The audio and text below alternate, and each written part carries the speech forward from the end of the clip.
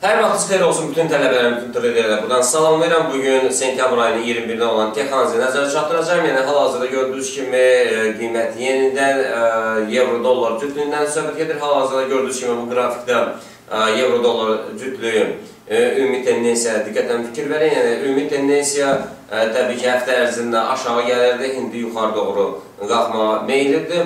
Sadəcə bir şey nəzərə çatdırmaq istəyirəm ki, yəni çətin gün və cümə gün strategiyaların əsasında, ümumiyyətlə çətin gün strategiyası əsasında bir də bütün traderlərə nəzərə çatdırmaq istəyirəm ki, bu həftənin əvvəlində mən demişdim, yəni güclü korreksiyalara məruz qalacaq euro-dollar cütlüyü, yəni aşağı istiqamət hərəkət. Nə üçün? Çünki keçən həftədən bütün həftə boyu yuxarı qalxmışdı bu euro-dollar cütlüyü. Yəni çətin gün strategiyası əsasında keçən həftə 5 günlər yuxarı qalxmışsa, çətin gün strategiyası əsasında, yəni birinci gündən deyək ki, qiymətin aşağı gəlmə ehtimalı daha böyükdür. Bunu deyək ki, roliklərdə bir çox traderləri izləyiblər, yəni çətin gün strategiya təbii ki, özünü doğrultdu. Yəni bugün fikir verək, yəni kiçik downtrend yaranıb, yəni kiçik downtrenddə də bugün biz çalışaraq həm Fibonacci sistemi əsasında, həm Ichimoku, həm də ki, bugün Evsam asilyator haqqında yəni ki, söhbət açarıq. Təbii ki, bugün hal-hazırda gördüyünüz kimi,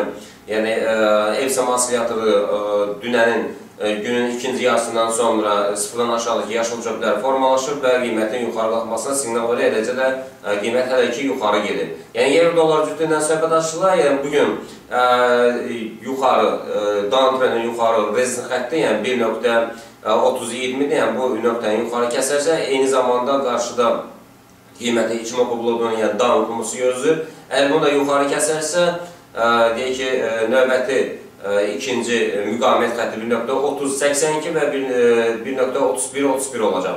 Yəni, ekranda gördüyünüz kimi rəqəmlərə sizin üçün mən açıq aydın qeyd eləmişəm burada, yəni rəqəmlərə diqqətlə fikir verin. Əks istiqamətdə isə Fibonacci sistemi əsasında deyək ki, 61.8-i aşağı kəsərsə, bu da support nöqtəsi, yəni support müqavimət xəttlərini, dəstək xəttlərinə S hərfi ilə işarə eləmişəm, yəni support xətti, bu S yəni support deməkdir, yəni dəstək xəttidir. Bu da 1.29-40 aşağı kəsərsən, yenidən aşağı doğru hərəkət edəcək. Yəni, eyni ilə diqqətlə fikir verək, Evsam asilyatoruna fikir verək, yəni yaşıl çöplər də ki, yaşıl çöplər, yəni bu 1 saatlı zaman intervalda yaşıl çöplər 0-cı xətti yuxarıda formalaşırsa, qiymətin yenidən yüksəlməsi ehtimalı daha çoxdur. Bir də ki, cümə günü strategiyası əsasında, yəni 5-4 iş günü qiymət aşağı düşübsə, yəni bugün səhər saatlarında, yerli saatdan saat 7-8-də bay əməliyyətlərə siqnalda, yəni ki, bu da özünün doğruluqda hər şey yuxarı qalxır. Keçək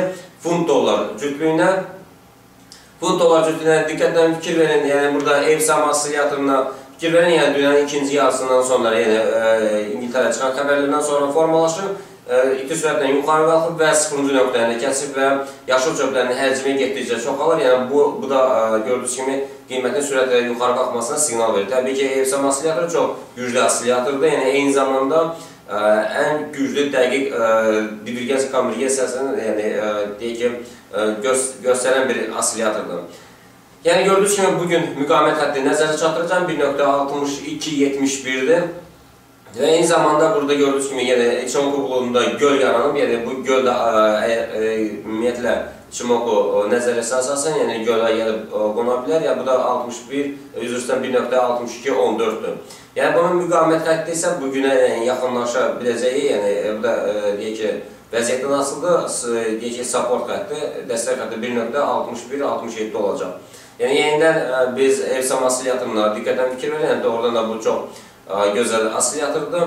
Günün ikinci yarısından sonra sıfırdan aşağıdakı qırmızı çöplər dönüb yaşıl çöplər yarandı və yaşıl çöplərin həcmi getdikcə sıfıra yaxınlaşdı. Sıfıra yaxınlaşandan sonra bu birinci siqnal bay əməliyyatda yaranır. Sonra ikinci siqnalda isə sıfırdan yuxarı yaranarsa və ikinci siqnalı təsdiqlədi.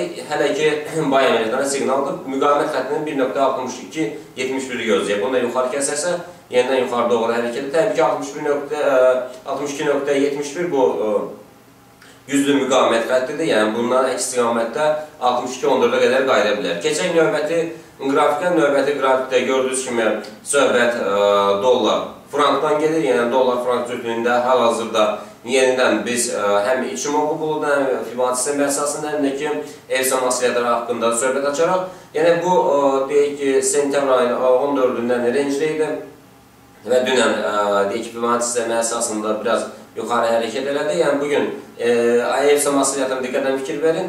Günün birinci yarısına qədər yaşıl çöplər, yəni bu əməliyyatlara siqnaldır. Yəni, sonra günün ikinci yarısından sonra qırmızı çöplərlə, yəni sıfıra həcmi azaldıqca sıfıra yaxınlaşdır. Bu da sel əməliyyatlarına siqnaldır. İndi bugün günün ikinci yarısından sonra, saat 7 saat 12-1-dən sonra sıfırıncı xətti qırmızı çöpləri, Evsam oscillatoru sıfırıncı xətti aşağı kəsərsə, yenidən aşağı doğru hərəkət edəcək.